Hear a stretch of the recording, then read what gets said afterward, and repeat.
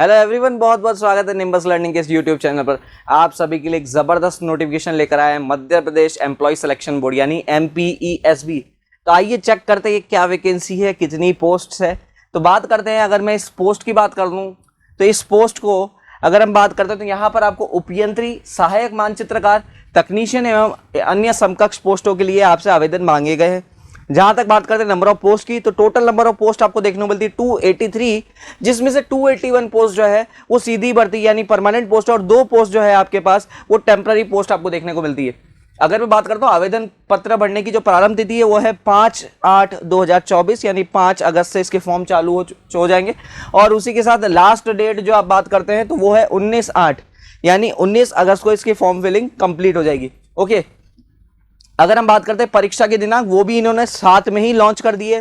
तो जो exam date है वो रखी गई है 12/9 यानी आपके पास सितंबर के महीने में आपको ये एग्जाम्स देने को मिल जाएगा।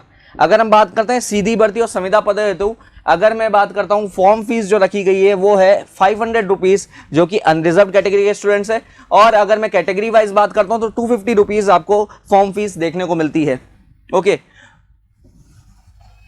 आगे चलते हैं, बात करते हैं एग्जाम का डेट। जो आपका एग्जाम है वो 2 शिफ्ट में रखा जाएगा। अगर मैं शिफ्ट फर्स्ट की बात करता हूं तो डेट आपको जैसे पता ही है 12/9/2024 को ये एग्जाम होगा, जहां पर फर्स्ट शिफ्ट सुबह आपके पास 9 से 12 यानी 3 घंटे का पेपर रहने वाला है।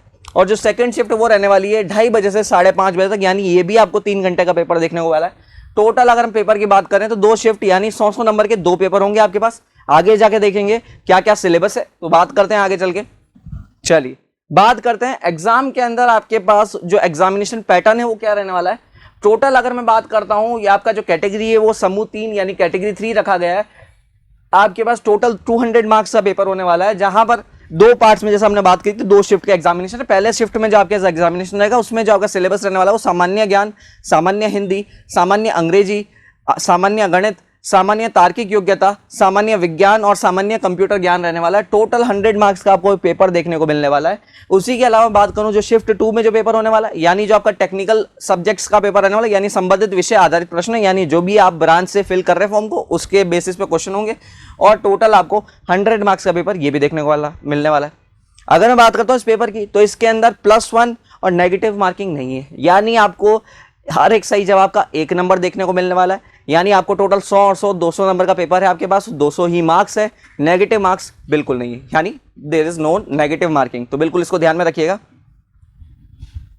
ओके, चलिए बात करते हैं आयु सीमा की।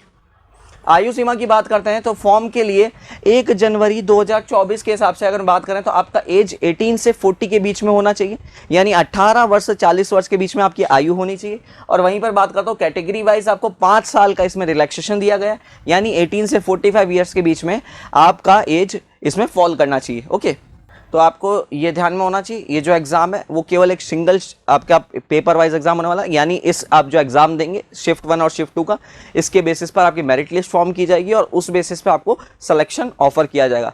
यानी इसके बाद कोई स्टेज नहीं, यानी सिंगल स्टेज आपको ये एग्जामिनेशन देखने को मिलता है। ओके, सीधा इसके बाद डॉक्यूमेंट वेरिफिकेशन का आपका डिपार्टमेंट आएगा। डॉक्यूमेंट वेरिफिकेशन के बाद आपको फाइनल जॉब दे दी जाएगी। तो बड़ा फास्ट इसका रिक्रूटमेंट रहने वाला है, बहुत ज़्यादा टाइम मिलने नहीं वाला आपको बीच में। बात करते हैं टोटल नंबर ऑफ पोस्ट के हिसाब से, तो पोस्ट के हिसाब से बात करता हूँ तो सीधी भर्ती की आपको टोटल पोस्ट 276 देखने को मिलती है। और वहीं पर जो बैकलॉग पोस्ट है जो पहले खाली रह गई थी वहाँ पर आपको 5 पोस्ट देखने को मिल रही है। और संविदा भर्ती की टोटल 2 पोस्ट है, यानी 2 पोस्ट ऐसी है जो कि कॉन्ट्रेक्चुअल बेसिस पर रहने वाली है, बाकी सारी पोस्ट आपके लिए परमानेंट है। तो टोटल 283 पोस्ट के लिए पूरा आपके पास सिस्टम रहने वाला है। आप चेक कर सकते हैं कैटेगरी वाइज और आपके कौन से डिपार्टमेंट में ये आपकी पोस्ट है। तो आप इसको पॉज करके चेक कर सकते हैं कौन कौन से डिपार्टमेंट में आपको पोस्ट देखने को मिल रही है। ओके, ठीक है। जहां तक बात है इन सभी पोस्ट के लिए, तो मिनिमम क्वालिफिकेशन आपके लिए जो भी इंजीनियरिंग संकाय की पोस्ट है इनके अंदर मिनिमम क्वालिफिकेशन डिप्लोमा रखा गया है। किसी पोस्ट के साथ में आपको एक्सपीरियंस भी चाहिएगा तो वो आप चेक कर सकते हैं PDF डाउनलोड करके। PDF के अंदर आप चेक कर सकते हैं कि कौन कौन से पोस्ट के लिए आपके पास क्या मिनिमम क्राइटेरिया रहने वाला। तो मिनिमम क्राइटेरिया जैसे आपका पोस्ट नंबर 1 का देखता हूँ तो सारी पोस्ट का बेसिकली अलग अलग तरीके से इन लोगों ने क्राइटेरिया दे रखा है। तो पोस्ट कोड 1 सीधी भर्ती जो उपयंत्री में है, टोटल 10 पद है इसके अंदर। यहाँ पर आपके पास जो वेतनमान रहने वाला है वो 32,800 से लेकर 1,03,600 तक रहने वाला है। और शैक्षणिक योग्यता आपसे सिविल इंजीनियरिंग में डिप्लोमा मांगी गई है। ओके, अगर मैं नेक्स्ट पोस्ट की बात करता हूँ जो आपके पास उपयंत्री की है, कार्यपालिक मिनिमम क्वालिफिकेशन है वो है सहायक मानचित्रकार में, आईटीआई में ड्राफ्ट्समैन, आपको सिविल में या किसी मान्यता प्राप्त संस्थान से वास्तुकला में पत्रोपाधि डिप्लोमा चाहिए आपको, या तो आपको सिविल में ड्राफ्ट्समैन में आपको डिप्लोमा है या फिर किसी भी दूसरे संस्थान से आपके पास वास्तुकला में पत्रोपाधि है यानी डिप्लोमा है आपके पास। ठीक है, बात करते हैं पोस्ट कोड 3 की जो कि सर्वेयर की है। यहाँ पर भी आप चेक कर सकते हैं सर्वेयर की पोस्ट के लिए आईटीआई में सर्वेयर ट्रेड परीक्षा उत्तीर्ण कर रखी हो या फिर किसी मान्य प्राप्त संस्था से सिविल में आपने डिप्लोमा किया हो। ओके, तो ऐसे ही आप चेक कर सकते हैं, बहुत सारी अलग अलग पोस्ट हैं आपके पास, तो उनके थ्रू आप चेक कर सकते हैं कौन कौन सा आपके लिए मिनिमम आपके पास रहने वाला है। अगर जैसे मैं आगे बात कर दूँ पोस्ट कोड 4 की, तो यहाँ पर प्रशिल्पी में 2 पद आपको देखने को मिलते हैं जहाँ पर अगेन वेतनमान 5,200 से लेकर 20,200 ग्रेड पे 2,800 की पोस्ट है आपके पास। इसमें आपको मैकेनिकल इंजीनियरिंग में आपको डिप्लोमा चाहिएगा। ओके, उसके बाद बात करते हैं हमारे लिए और कौन सी इंपॉर्टेंट है। अगर मैं खनिज सर्वेक्षक की बात करूँ इसमें भी आपको डिप्लोमा चाहिए सिविल के अंदर। ओके, देन आप बात करते हैं आगे सहायक प्रबंध यानी उपयंत्री के लिए आपको संपदा और निर्माण विभाग में, तो यहाँ पर 3 इयर्स डिप्लोमा चाहिए सिविल में और 3 साल का एक्सपीरियंस चाहिए, फील्ड नॉलेज चाहिए आप कंप्यूटर एप्लीकेशन का, इंटरनेट का और ब्राउजिंग और सर्फिंग का। तो बड़ा सिंपल सा आपको बस क्राइटेरिया इसके अंदर दे रखा है।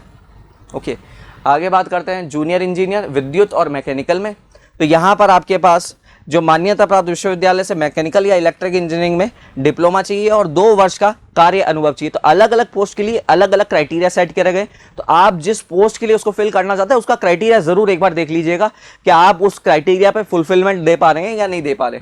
ओके, ठीक है, अगेन एक पोस्ट पोस्ट कोड 8 है जो आपका उपयंत्री, 23 पद है अकार्यपालिक, इसके अंदर 3 इयर्स का डिप्लोमा चाहिए या डिग्री चाहिए सिविल इंजीनियरिंग में और मिनिमम 1 साल का डिप्लोमा चाहिए geographic information system application and remote sensing और जियो इन्फॉर्मेटिक्स या geomatics from an institute recognised by government of India.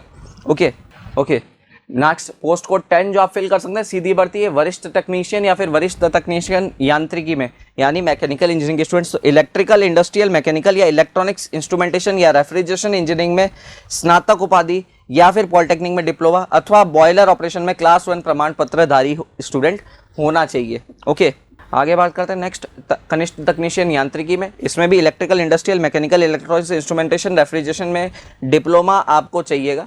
ठीक है, और या फिर आईटीआई उत्तीर्ण होने चाहिए आप इसके अंदर।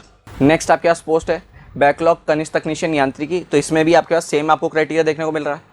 उसके बाद आप बात करें यांत्रिकी कनिष्ठ उपयोग, इसके अंदर भी आपको स्नातक उपाधि या पॉलिटेक्निक में डिप्लोमा। तो आपके पास बेसिकली आप जितनी पोस्ट देख रहे हैं इन सब के अंदर डिप्लोमा क्वालिफिकेशन आपसे नेसेसरी मांगा गया है। ठीक है, तो आप इस तरीके से चेक कर सकते हैं कौन कौन सी पोस्ट है, उसके हिसाब से जनरली आपके पास डिप्लोमा है, कुछ पोस्ट के अंदर आपको डिग्री मांगी गई है। ओके, अगर मैं फॉर्म फिलिंग की बात करता हूं तो फॉर्म फिलिंग आपके पास जो इनका ऑफिशियल वेबसाइट है, फॉर्म फिलिंग प्रोसेस की बात करते हैं, आपका जो पेपर होने वाला है ये ऑफलाइन पेपर रहने वाला है आपके पास। ठीक है, तो आपको ऑफलाइन पेपर रहेगा, ऑनलाइन नहीं है।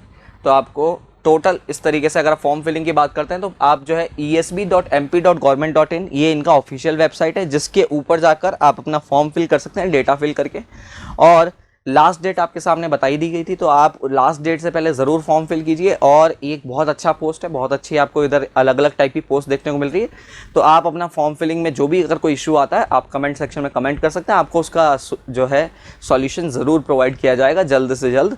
तो ऐसे ही और वीडियोज़ के लिए जुड़े रहिए आपके favourite online learning portal Nimbus learning से। Thank you so much guys. If you really like the video, please hit the like button, share the video, subscribe to our YouTube channel and press the bell icon for the latest updates. Thank you.